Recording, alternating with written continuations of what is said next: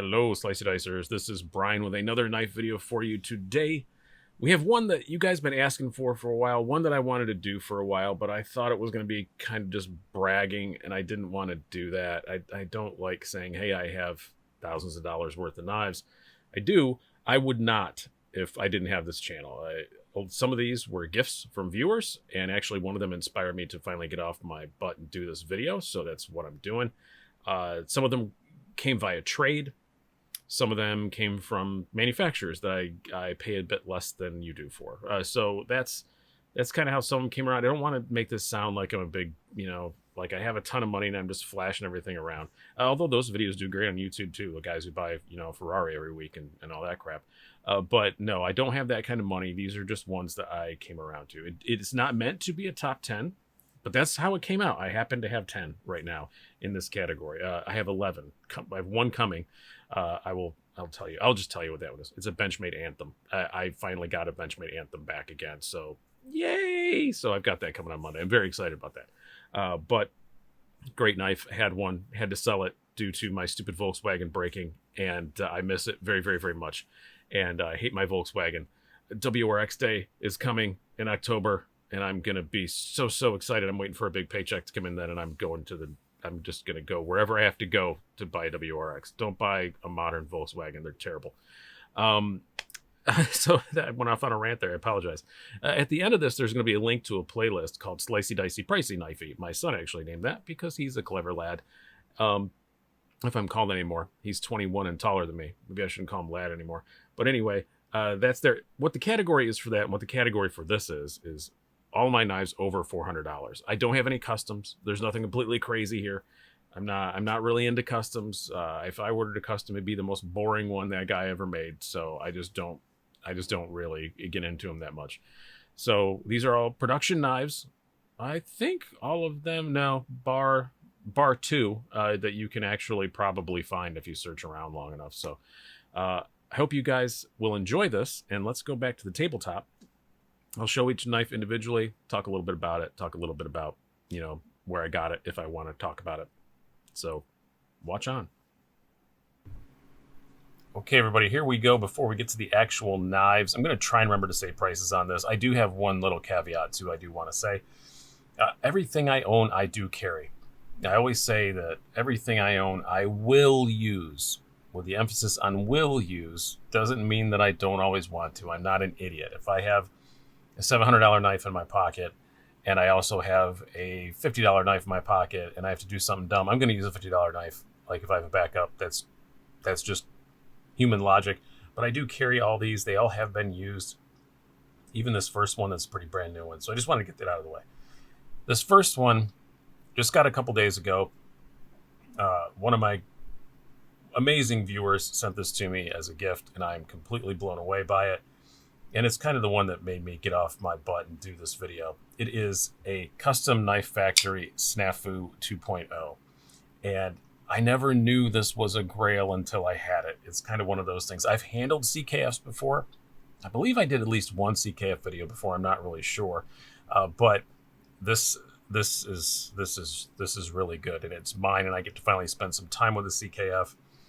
And it may wind up costing me some money someday because I really do enjoy this. If this is how nice all of them are, I want more. It is a Peter Rosenti design, integral, running on ball bearings, all that stuff. It is super smooth M390 steel, clip point blade. It is just fantastic. It's a bit of a big bruiser, and it is not inexpensive. I think these were $675 when they came out, and there were 400 of them. I think they sold in like a couple hours. So they go for a lot more in the secondary. Not a ton more. I think I saw one. I was just screwing around on Reddit after I got this to see what it was worth. I think I saw one for $725. This was never carried until I had it. Now it is, so I will not be able to say never carried. But man, just the action on this thing is just redonkulous, and it makes this sound. I have a fan going, so I'm sorry if it doesn't pick up the sound as well as usual, because I'm going to have to do some noise reduction in the old editing suite after this. But yeah, the action is just so amazing. It fires so good. It's actually pretty slicey for how thick the blade stock is. I'm I'm truly enjoying this thing, and thank you so much to Matt for giving this to me. It's not going to go anywhere anytime soon. Next up, this is one that's been seen on the channel before.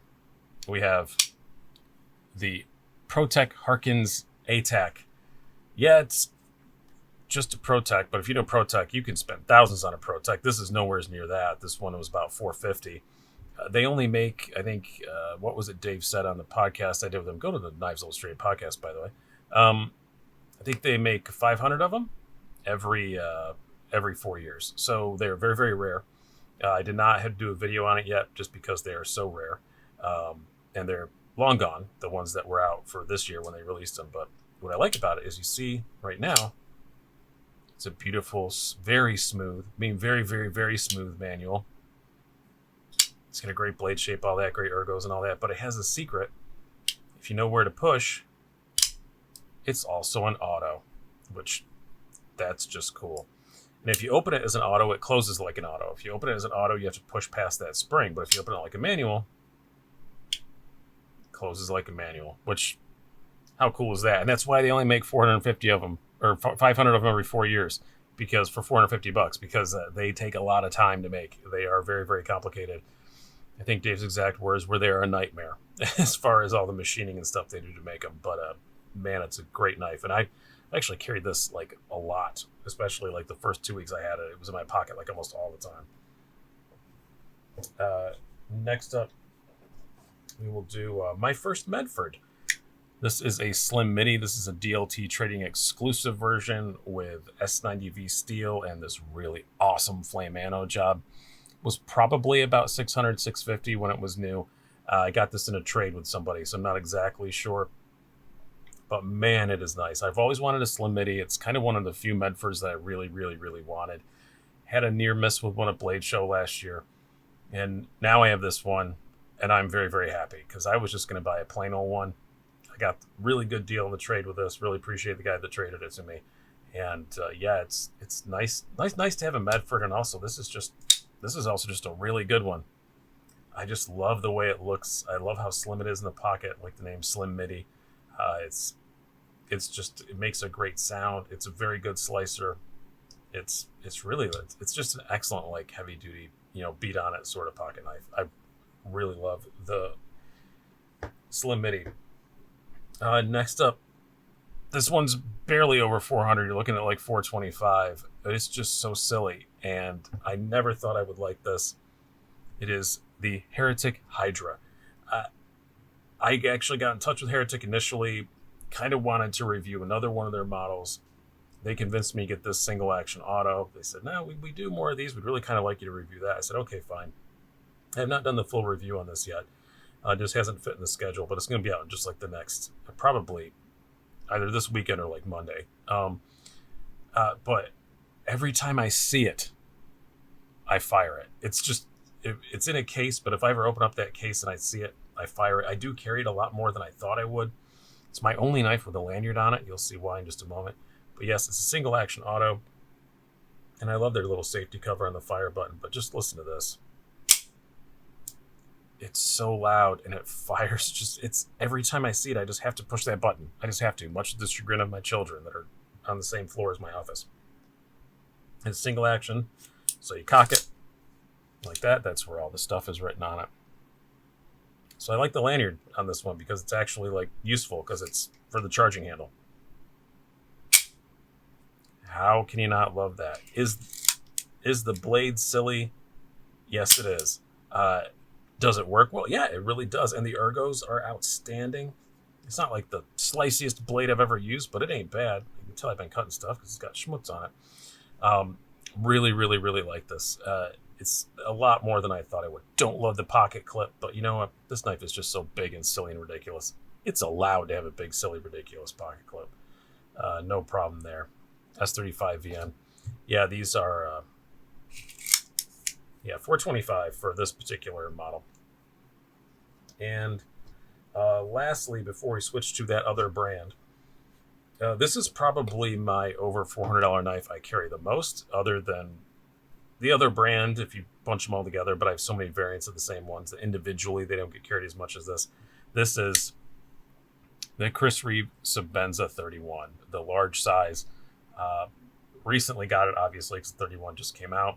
I had a Sebenza 21 before. I really liked it, but it wasn't something that I felt I needed to keep forever, and I moved it on. This one I think I'm going to keep for a very, very, very long time. It's already getting a little beat up. It's got the snail trails and stuff, which they all get very quickly, but I don't mind that. It's just kind of character on these.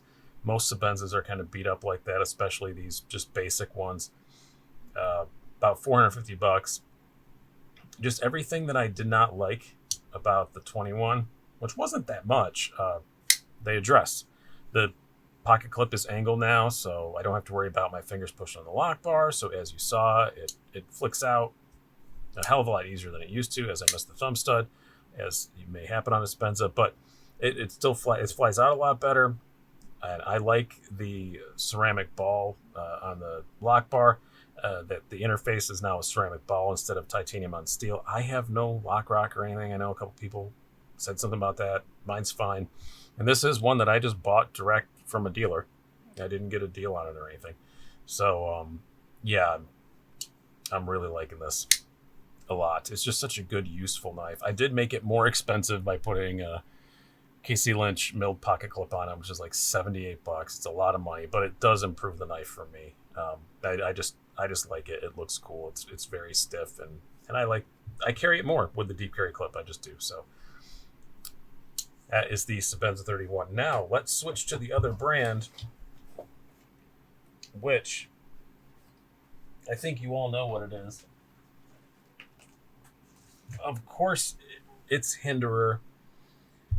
Probably tell by my juvenile joke. We'll start out with all of these. A lot of these are modified, so I don't know the prices added up all together of all the stuff I did to them.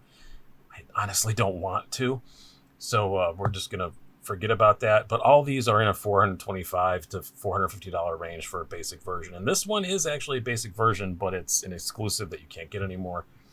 This is the Half Track Warnie, which was a USA Made Blade exclusive. And I freaking love it. I love the Wharncliffe blade. I'm a big fan of Warnies, as you'll see as this goes on. And this one is not a USA Made blade finish. This is just the stock Hinderer bronze finish. When I first got it, I thought maybe USA Made blade did it, but no, it said on the box it's decaying bronze like this. This one is completely no aftermarket parts on it at all. I liked it as I got it. I got it as a user. I used to actually have another Half Track that was a US Made blade exclusive, a full titanium.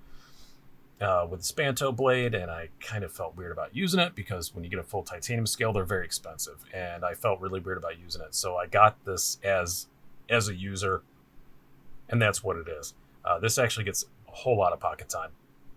It's been on my top 10 most carried a few times, I think, but I really do enjoy this knife a whole lot. Tri-way pivot. All my Hinderers are tri-way pivots because I'm kind of a new Hinderer convert, so I don't have any of the old ones before that. Next up would be, it's quite heavily modded, but it is probably, I'm just going to say it is. It's my favorite thing Hinderer makes right now. That would be the Jurassic. This happens to be a Sharp Dress Knives micarta scale on it, and then I put some bronze, the filler tab and bronze pocket clip, which I happen to have. If you wind up getting a Hinderer addiction like I have, you wind up with a whole ton of parts. Like, if I could just get 2 blades and 2 lock sides, I could build 2 whole more XM18s. That's kind of what happens.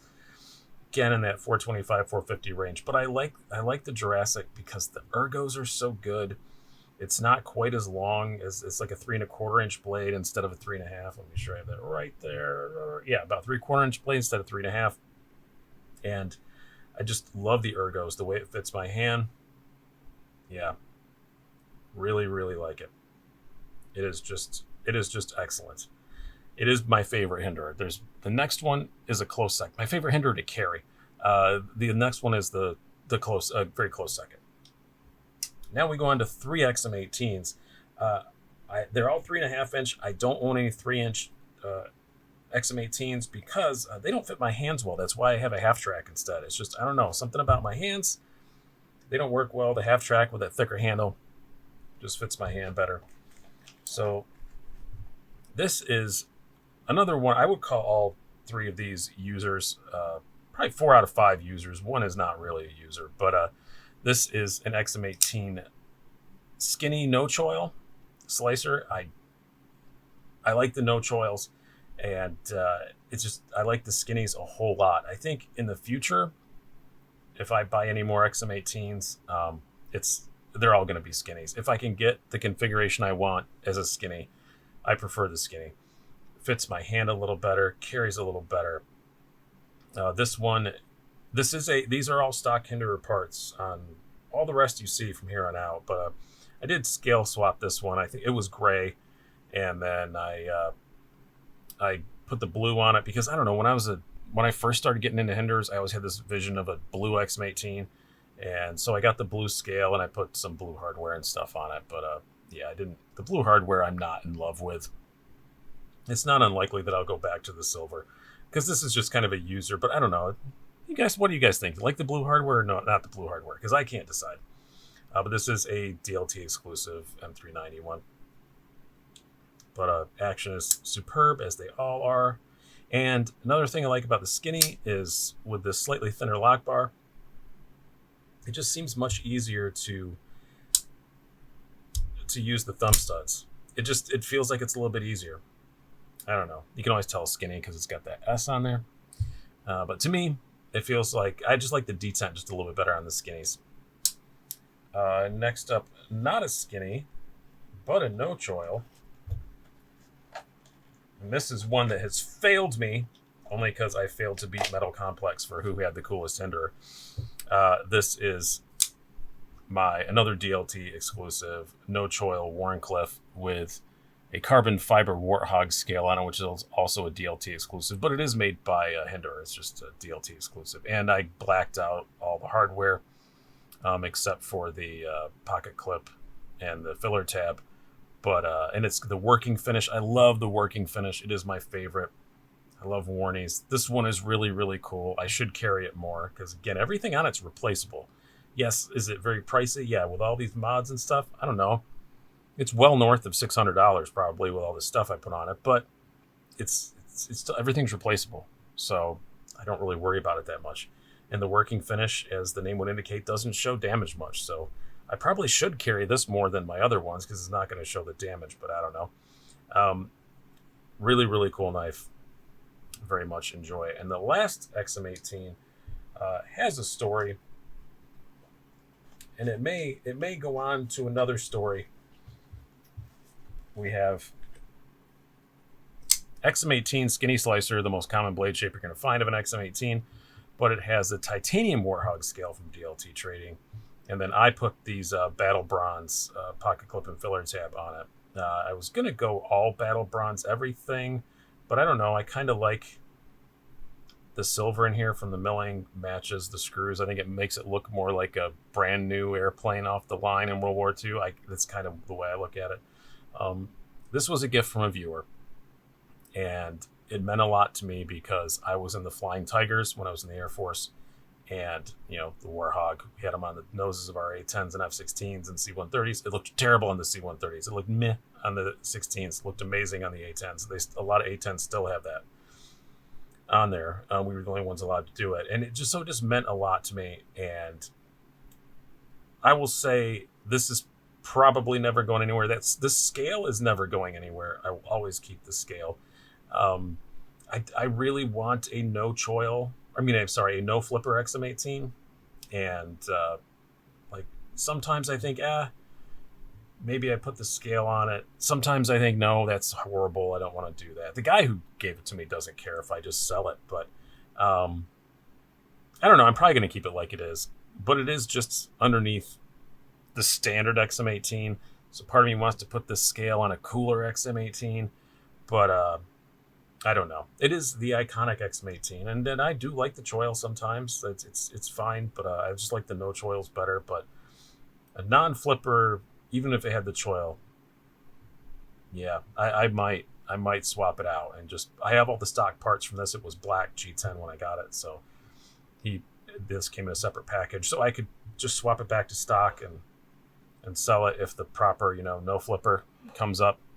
I don't really care that much about the blade shape, except I'm not a big fan of the Spanto. But yeah, that's the only thing I can think of. why I would ever get rid of this, but this scale's never going away because this is the part of the gift that really meant the most to me. I just thought that was really cool. So that is it. That is all of my Slicey Dicey Pricey Knifeys. I hope you have enjoyed this. Please like and subscribe and all that good stuff. I've been Brian. Have a good one.